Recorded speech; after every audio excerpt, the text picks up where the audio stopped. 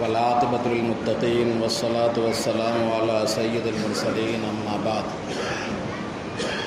قال اللہ تبارک و تعالی فی کلامہ المجید اعوذ باللہ من الشیطان الرجیم بسم اللہ الرحمن الرحیم والفجر وليال عشر والشفع والوتر واللیل اذا یسر صدق اللہ العظیم۔ محترم بزرگوں، عزیز ساتھیوں،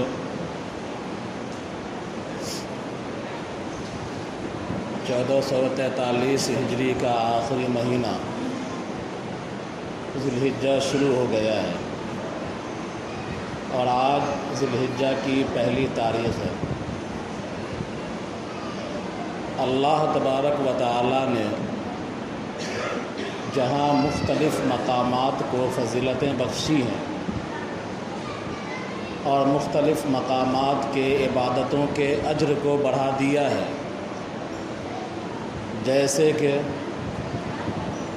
گھر کے اندر کی عبادت کا ثواب اتنا نہیں ہے جتنا کہ مسجد کی عبادت کا ثواب، اور مسجد کی عبادت کا ثواب اتنا نہیں ہے جتنا کہ مسجد حرام اور مسجد نبوی اور مسجد اقصیٰ کی عبادت کا ثواب۔ اسی طرح اللہ تبارک و تعالیٰ نے مختلف اوقات کو اپنی برکتوں سے مالا مال فرمایا ہے۔ 2 ماہ پہلے 3 ماہ پہلے رمضان المبارک کا مہینہ گزرا، انتہائی بابرکت مہینہ۔ اسی طرح یہ ذی الحجہ کا مبارک مہینہ آیا ہے اور اس کا جو پہلا عشرہ ہے اس کی بھی انتہائی فضیلت بیان کی گئی ہے، اور اس کی فضیلت کے لیے یہی کافی ہے کہ اللہ تبارک و تعالی نے اس عشرہ ذی الحجہ کی، یعنی 1 سے لے کر 10 تک کی جو تاریخ ہوتی ہے وہ عشرہ ذی الحجہ پہلا عشرہ کہلاتا ہے۔ اس عشرے کی اللہ تبارک و تعالی نے قسم کھائی ہے۔ سورہ فجر میں اللہ تبارک و تعالی نے قسم کھایا، والفجر ولیال عشر، قسم ہے صبح صادق کی اور قسم ہے 10 راتوں کی۔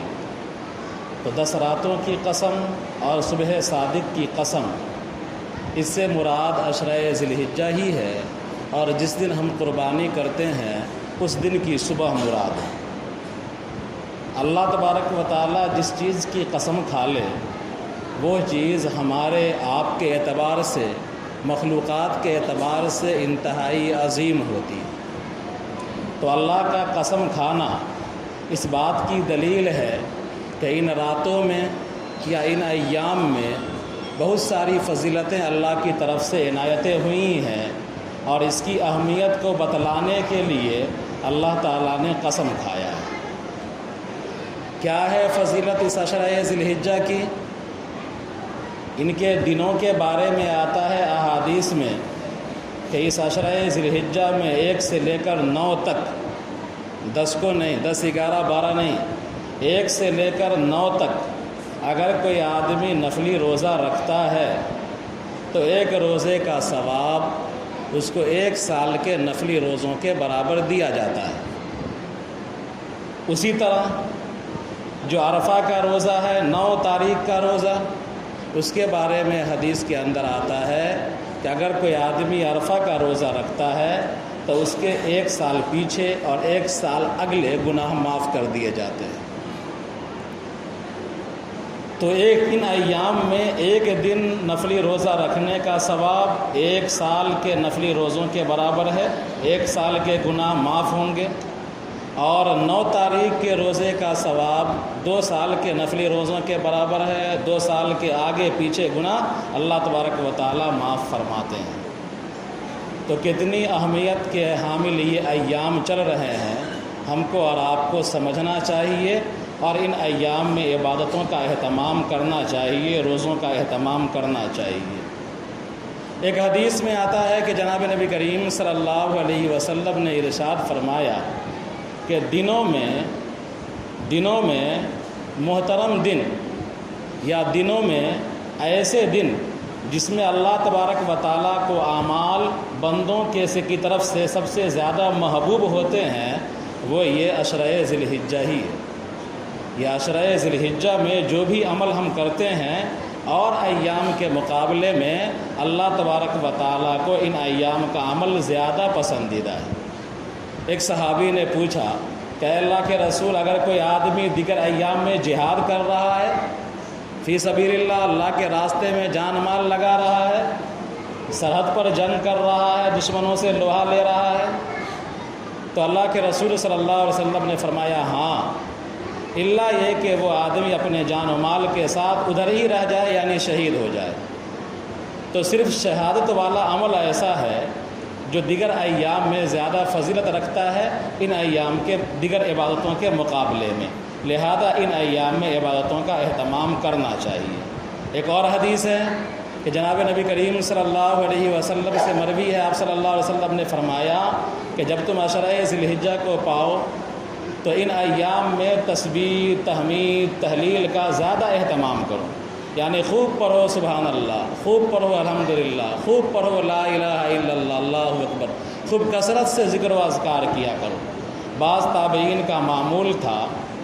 کہ وہ ان ایام میں زور زور سے ذکر کیا کرتے تھے، اور جہاں موقع ملتا بازار میں، کھیت میں، کھلیان میں، گھر میں، در میں، مسجد میں وہ اللہ تبارک و تعالیٰ کا ذکر یعنی تسبیح، تحمید، سبحان اللہ، الحمدللہ، لا الہ الا اللہ، واللہ اکبر کا ورد کیا کرتے تھے۔ بہرحال اسلام یہ چاہتا ہے، ہمارا مذہب یہ چاہتا ہے کہ ہم پورے سال ڈیوٹی میں رہیں۔ ایسا نہیں، یہ جو فضیلتیں بیان کی گئی ہیں اس سے یہ نہ سمجھیے کہ رمضان کی فضیلت کم ہوئی، رمضان کی فضیلت اپنی جگہ مسلم ہے۔ ان ایام کی جو فضیلت بیان کی گئی یا دیگر ایام کی جو فضیلتیں بیان کی جاتی ہیں یا دیگر نفلی روزوں کی جو فضیلت بیان کی جاتی ہیں وہ اس لیے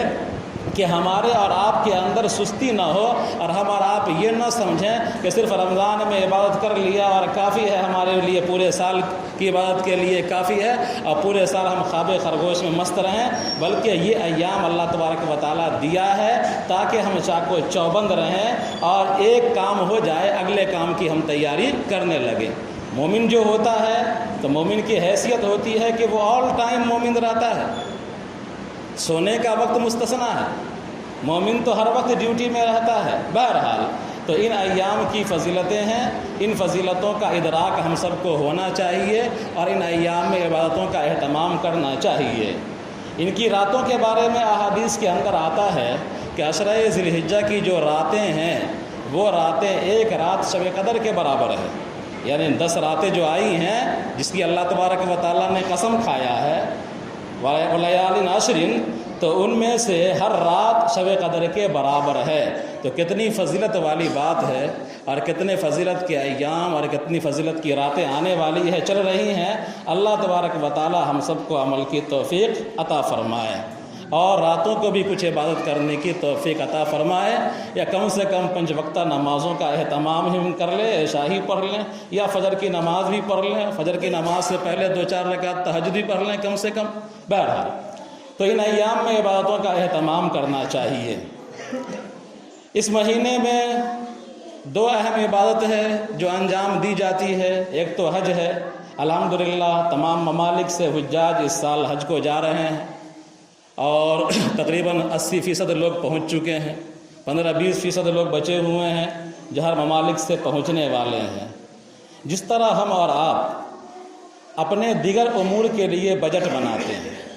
حج کے معاملے میں بڑی کوتاہی واقع ہوتی ہے۔ ہم اور آپ مکان کے لیے بجٹ بناتے ہیں، شادی بیاہ کے لیے بجٹ بناتے ہیں، بیٹا بیٹی کی شادی کا بجٹ بناتے ہیں، پوتا پوتی کی شادی کا بجٹ بناتے ہیں، ناتی نواسے کے شادی کا بجٹ بناتے ہیں۔ تو ہر کام کے لیے ہمارے پاس بجٹ ہوتا ہے، لیکن اتنا اہم فریضہ حج، جس کے بارے میں جناب نبی کریم صلی اللہ علیہ وسلم نے فرمایا کہ حج مبرور کا بدلہ جنت ہی ہے، کہ اگر کسی کو حج مبرور مل گیا تو وہ ایسا ہے وہ ایسا لوٹتا ہے اپنے گھر جیسا کہ وہ اسی دن پیدا ہوا۔ تو ہم کو اور آپ کو حج جیسے اہم فریضے کی ادائیگی کے لیے بھی نیت رکھنا چاہیے۔ لوگ نیت بھی نہیں رکھتے ہیں، نیت رکھ کے اور اس کا بھی بجٹ مختص کرنا چاہیے۔ سال میں، مہینوں میں کمیٹی بناتے ہیں دیگر امور کے لیے، حج کے لیے بھی آپ کمیٹی بنا سکتے ہیں۔ تو دیگر امور کے لیے جس طرح ہم بجٹ بناتے ہیں، کمیٹیاں بناتے ہیں، فنڈنگ کرتے ہیں، اسی طرح حج کے لیے بھی ہم کو اور آپ کو نیت رکھنا چاہیے، اس کی تیاری کرنا چاہیے۔ اگر کچھ پیسہ بھی اگر ہم ہر سال 6 مہینہ 3 مہینہ پر یا ہر مہینے مختص کرتے رہیں تو انشاءاللہ 4-5 سال کی محنت سے اتنے پیسے آپ کو ہو جائیں گے کہ آپ اللہ کے گھر کی زیارت کر سکیں، اور اللہ تعالیٰ نے حج مبرور عطا فرما دیا تو پھر آپ ایسے ہو جائیں گے جیسے کہ اسی دن آپ پیدا ہوئے ہیں۔ بہرحال حج نہ کرنے والوں کی بڑی مذمت بیان کی گئی ہے احادیث کے اندر۔ اللہ تبارک و تعالی، اللہ کے رسول صلی اللہ علیہ وسلم نے ارشاد فرمایا کہ جس پر حج فرض ہو جائے اور وہ حج نہ کرے، آج کل اگر کسی کے پاس 3-3.5 لاکھ روپیہ ایکسٹرا ہے، اس سال ریٹ بڑھ گیا ہے غالباً 4 لاکھ مان لیجئے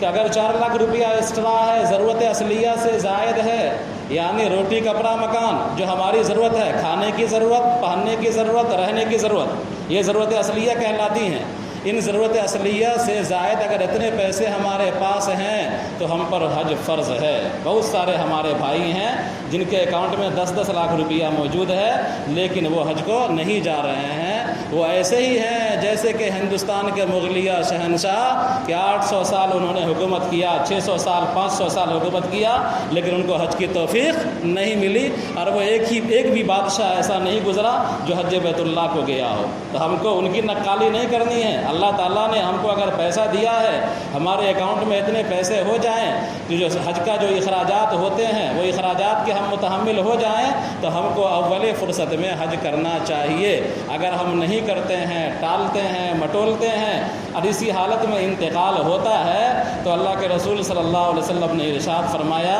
کہ جس پر حج فرض ہو جائے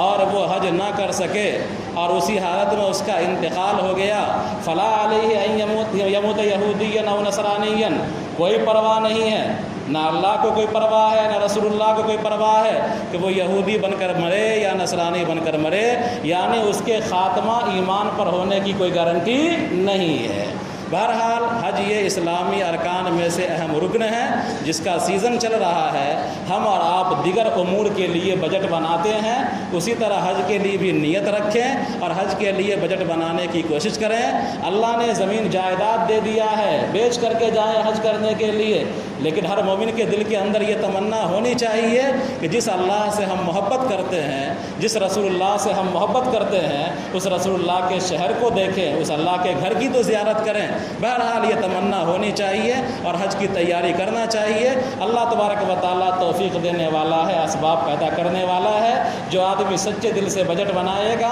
اور نیت رکھے گا، اللہ تعالیٰ اپنے گھر کی زیارت سے ضرور اس کو مشرف کرے گا، مالا مال کرے گا۔ بہرحال یہ حج کے تعلق سے ایک بات تھی۔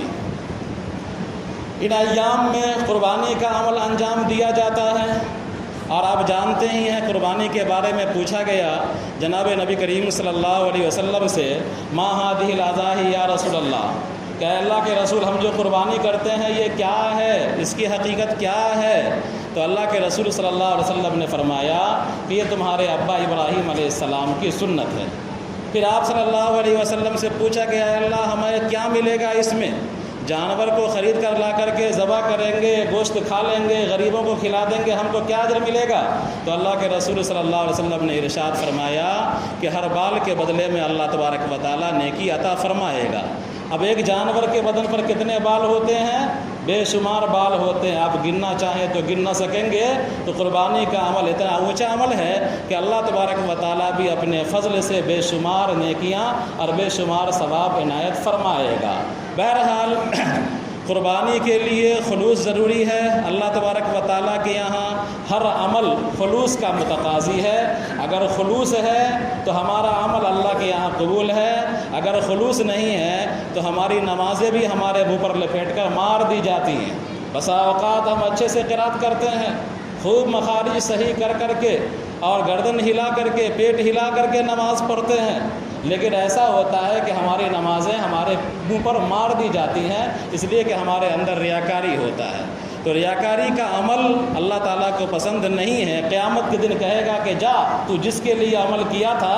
دنیا کو دکھلانے کے لیے، وہ اسی سے تو اپنا بدلہ لے لے، ہمارے نزدیک تیرا کوئی بدلہ نہیں ہے۔ تو ہر عمل کے اندر خلوص چاہیے، تو قربانی کا عمل بھی خلوص اور للہیت کے ساتھ انجام دیں۔ بہرحال آج کے ڈیٹ میں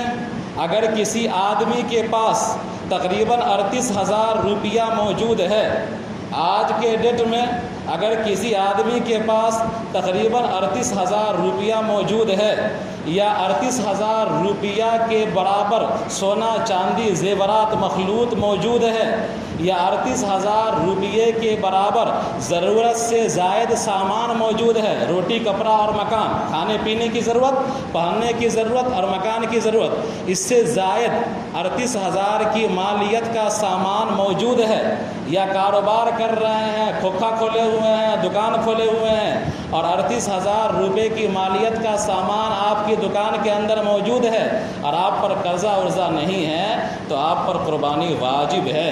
اگر کوئی آدمی اس واجب قربانی کے ہوتے ہوئے اگر وہ قربانی ادا نہیں کرتا ہے، تو حدیث کے اندر سخت مذمت بیان کی گئی ہے، اور کہا گیا ہے کہ جو آدمی استطاعت کے باوجود قربانی نہ کرے وہ ہماری عیدگاہ میں نہ آئے۔ جناب نبی کریم صلی اللہ علیہ وسلم نے کتنا سخت جملہ فرمایا، آپ کا در تو سب کے لیے کھلا تھا،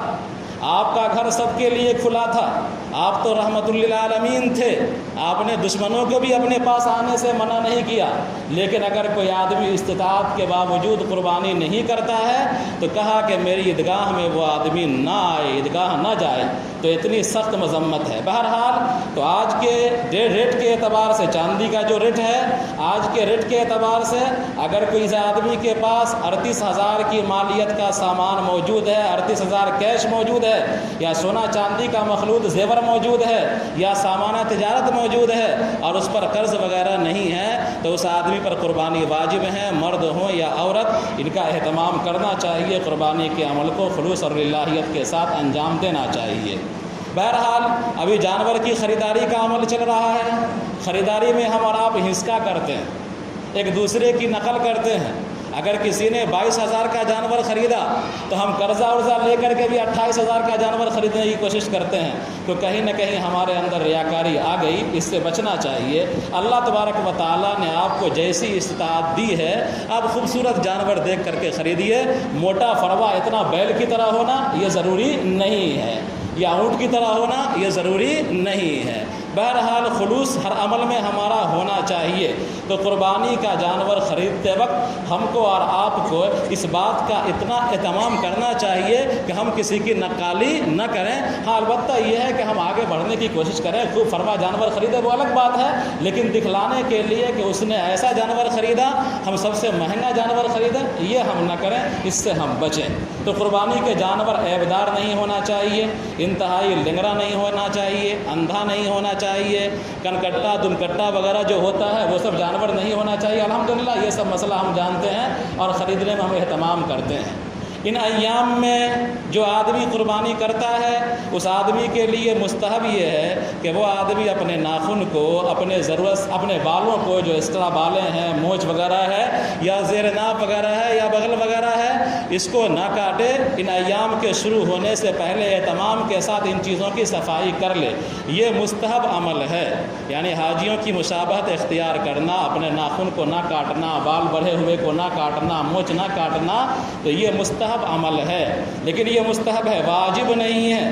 جو آدمی قربانی نہیں کرتے ہیں ان کے لیے یہ مستحب بھی نہیں ہے، جو آدمی قربانی کریں گے ان کے لیے یہ مستحب ہے، کریں گے تو ثواب، نہ کریں گے تو کوئی گناہ نہیں ہے، واجب نہیں ہے۔ آپ کے اس عمل کے ترک کر دینے سے، یعنی اگر کوئی آدمی ان ایام میں اپنے ناخن کو کاٹ لیتا ہے اور وہ قربانی کرنے والا ہے، اپنے بال کو کٹوا لیتا ہے، وہ قربانی کرنے والا ہے، تو اس کی قربانی پر کوئی اثر نہیں پڑے گا، اس لیے کہ یہ مستحب عمل ہے، اور مستحب عمل میں کرنے پر ثواب ملتا ہے اور نہ کرنے پر کوئی گناہ نہیں ہے۔ بہرحال تو ہم کو فضیلت حاصل کرنے کے لیے، ثواب حاصل کرنے کے لیے مستحب اعمال کو چھوڑنا نہیں چاہیے، تو ان ایام میں ناخن وغیرہ کاٹنے سے احتراز کرنا چاہیے۔ اگر ان ایام میں اگر ان ایام میں کسی کے بدن کا ایکسٹرا بال، بغل کا بال یا زیر ناف کا بال اگر 40 دن کی مقدار کو پہنچ گیا ہے اور 40 دن ہو گیا ہے صفائی ستھرائی کیے ہوئے، تو وہ آدمی اپنے زیر ناف کو اور زیر ناف کے بال کو، بغل کے بال کو یہ سمجھ کر کے چھوڑ نہیں سکتا ہے کہ ان ایام میں بال کاٹنا ممنوع ہے، نہیں، اس کے لیے ان بالوں کی صفائی واجب ہے۔ اگر کوئی آدمی کا 40 دن کی میعاد پوری ہو چکی ہونا تو یہ چاہیے کہ ہر ہفتے آدمی صفائی ستھرائی کا اہتمام کرے، جس طرح کپڑا صاف کرتے ہیں، میل کچیل صاف کرتے ہیں، داڑھی مونچھ بناتے ہیں، تو اسی طرح ان بالوں کو بھی جو ہمارے بدن کے نازک جگہوں پر ہے ان کو بھی صاف کرنا چاہیے ہفتے میں، نہیں تو 15 دن پر، زیادہ سے زیادہ 40 دن پر۔ تو اسی میں بات آ گئی کہ 40 دن اگر پورا ہو چکا ہے اور ہم نے بال کی صفائی نہیں کی ہے اور ہم اپنے مونچھ داڑھی کو چھوڑے ہوئے ہیں، ناخن کو چھوڑے ہوئے ہیں کہ ہم قربانی کے بعد کٹائیں گے، تو آپ کو اس ایکسٹرا بال کو جو نازک جگہوں پر ہے اس کو صاف کرنا ہر حال میں ضروری ہے۔ اگر آپ چھوڑے رہتے ہیں تو مکروہ تحریمی ہے، آپ جو نماز پڑھیں گے وہ نماز بھی مکروہ ہوگی، لہذا اس کا اہتمام کرنا چاہیے۔ اللہ تعالی ہم سب کو عمل کی توفیق عطا فرمائے۔ ربنا تقبل منا انک انت السمیع العلیم۔